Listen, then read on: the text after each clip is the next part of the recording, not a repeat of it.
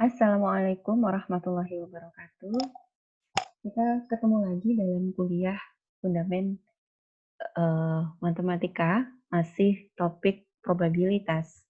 Kali ini kita membahas aturan probabilitas yang keempat, yakni aturan perkalian. Nah, aturan perkalian dalam probabilitas itu ada dua ya. Ada dua kejadian. Yang pertama adalah kejadian saling bebas, kita sebut sebagai independent event. Kemudian nanti yang kedua adalah kejadian tidak saling bebas atau disebut juga sebagai dependent event. Nah, mari kita lihat apa yang dimaksud sebagai kejadian saling bebas. Misalkan terdapat kejadian, kita namakan kejadian E1, E2, hingga E ke N.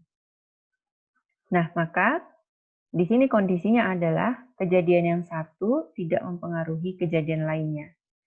Maka kita bisa menghitung probabilitas kejadian-kejadian tersebut dengan cara mengalihkan nilai peluang dari kejadian E1 dengan nilai peluang kejadian E2 hingga peluang kejadian E ke N. Nah, itu untuk yang kejadian saling bebas. Lalu bagaimana yang tidak saling bebas ya? Not independent atau dependent. Kondisinya harus terpenuhi terlebih dahulu, yakni kejadian tidak saling bebas itu terjadi bila kejadian E1 dan E2 yang terjadi serentak, namun ketika E2-nya itu terjadi, dia tidak dipengaruhi oleh E1. Maka nilai peluangnya seperti apa? Nilai peluangnya adalah hasil perkalian dari kejadian E1 dengan nilai peluang dari kejadian E2 yang dipengaruhi oleh E1. Nah, untuk semakin memantapkan pemahaman kita, maka di sini ada beberapa deskripsi lebih dalam menyangkut kejadian saling bebas dengan kejadian tidak saling bebas. Oke, pada layar kalian sudah bisa menyaksikan di sini untuk independent event, ya misalkan kita buat sebuah percobaan, kita letakkan ada 6 bola pada suatu kotak. Bolanya ada 2 jenis, bola berwarna merah dan bola berwarna putih. Totalnya ada 6 bola. Nah, ada catatannya di sini, yakni bola yang diambil, jadi ketika kita nanti melakukan percobaan, bola diambil, setelah itu bola dikembalikan lagi ke dalam kotak. Nah, jadi setiap percobaan bola diambil dikembalikan lagi ke dalam kotak dan seterusnya terus seperti itu. Misalnya di sini kita menggunakan dua kejadian ya. M1 itu adalah kejadian mengambil bola merah untuk yang pertama kali, M2 adalah kejadian mengambil bola merah untuk yang kedua. Nah, lalu bagaimana kita bisa mengetahui probabilitasnya? Nah, misalnya dilakukan percobaan, peluang untuk kejadian M1 itu berapa? Nah, peluangnya itu karena di sini yang ditanyakan adalah bola merah, maka pada sampel yang ada di kotak, ini bola merahnya itu ada 3. Nah, sementara ruang sampelnya ya dari kasus bola ini ada 6. Nah, berarti peluang M1 adalah 3/6. Nah, bagaimana dengan peluang M2? Peluang M2 berarti kita mencari kejadian bola merah yang diambil juga, tetapi untuk yang kedua kali. Maka untuk pengambilan yang kedua, ini nilainya sama dengan peluang M1. Jadi sama-sama 3/6. Kenapa? Ya karena memang tidak ada perubahan dari ruang sampelnya, tetap saja 6. Dan kemudian bola merah yang mau diambil tadi, dia ada 3, ya berarti bola merah dibagi dengan total sampelnya ya berarti 3/6. Nah, dari 2 percobaan yang dilakukan pada M1 dan M2, maka kita bisa mengambil kesimpulan bahwa nilai probabilitas untuk 2 kejadian ini sama. Ya. Jadi dia memiliki probabilitas yang sama. Nah, ini yang disebut sebagai independent event. Nah, bagaimana dengan dependent event atau not independent event? Misalkan di sini kita juga punya dua kejadian ya, kita buat simbolisasinya sama. M1 itu kejadian mengambil bola merah untuk yang pertama, M2 kejadian mengambil bola merah untuk yang kedua. Oke, misalnya di sini M1 mengambil bola merah untuk yang pertama. Jadi saya punya kotak yang berisi 6 bola, 3 bola merah dan 3 bola putih. Pada saat kejadian yang pertama saya ambil bolanya. Saya ambil bola merah 1, tetapi bola yang tadi saya sudah ambil tidak saya kembalikan lagi ke dalam kotak. Jadi seperti ini. Nah, makanya ketika saya mau melakukan percobaan yang kedua, ya, ada perubahan. Perubahannya apa? Pertama, kita saksikan bola merahnya tinggal 2. Terus, sampelnya, ruang sampelnya, ini juga berubah. Yang tadinya total sampelnya ada 6 bola, sekarang menjadi 5 bola. Maka, pasti kondisi yang berubah ini mempengaruhi perubahan pada nilai probabilitas.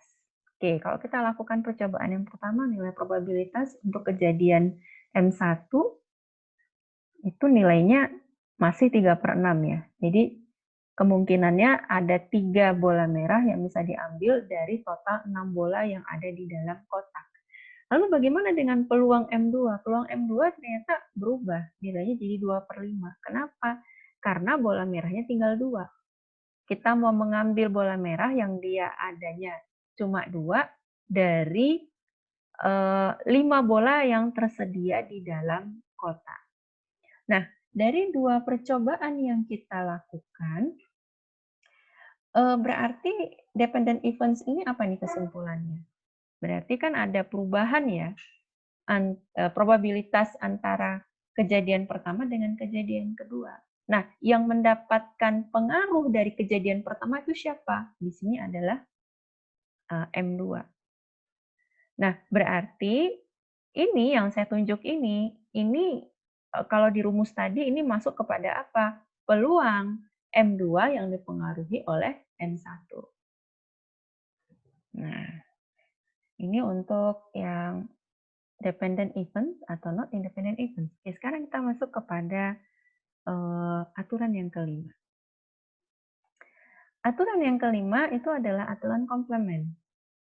Aturan komplement itu gimana konsepnya? Konsepnya adalah eh, bahwasanya kalau kita melakukan percobaan, kita melakukan eksperimen, entah itu melempar dadu atau misalnya eh, apa namanya melempar koin gitu ya, kan eh, ada dua kemungkinan ya, bisa berhasil atau sukses gitu. Nah, atau misalnya eh, kita mau melihat peluang saya lulus masuk ujian perguruan tinggi negeri. Itu kan ada dua kemungkinan, beneran lulus atau gagal. Nah, sukses atau gagalnya suatu percobaan pada percobaan yang random, kita bisa ukur probabilitasnya kan. Nah, eh, nah sekarang yang kita mau lihat itu peluang kejadian yang bukan pada peristiwaannya, berarti yang gagalnya. Nah, bagaimana kita mau menghitung probabilitas kegagalan dari terjadinya suatu peristiwa, maka kita bisa terapkan rumus ini. Jadi peluang kejadian bukan A itu adalah 1 dikurang peluang kejadian A. Kenapa kok angka 1 di sini ya? Karena sebenarnya kan total ya, total dari seluruh peluang, total dari ruang sampel itu kan 1. Nah, jadi kalau eh, jadi kalau suatu peristiwa terjadi kan berarti kan peluangnya itu 1 gitu. Nah, jadi kalau kita ingin melihat atau mencari peluang dari suatu peristiwa yang tidak sukses, maka kita bisa menggunakan aturan komplement. Nah, ini ada contoh ya. Jadi sebuah program komputer dianggap tidak memiliki error ya dengan probabilitas 35%. Maka berapakah kemungkinan ditemukan sedikitnya satu error? Ya, berarti kalau sukses dia kan berarti satu ya, satu itu sama dengan 100% ya. Terus kemudian ini maksudnya kalau terjadi ya, terjadi, total seluruh, peluang yang ada itu 100%, berarti tinggal dikurangi 35%. Nah, 35% ini kan peluang, tidak memiliki error atau peluang sukses. Nah, berarti peluang tidak suksesnya ada berapa? 65%. Nah, ini, kita sudah menyelesaikan aturan probabilitas 1 sampai 5. Nah, untuk yang selanjutnya, aturan probabilitas yang sisanya itu akan ada di video ketiga dan keempat. Baik, sampai ketemu di video berikutnya. Assalamualaikum warahmatullahi wabarakatuh.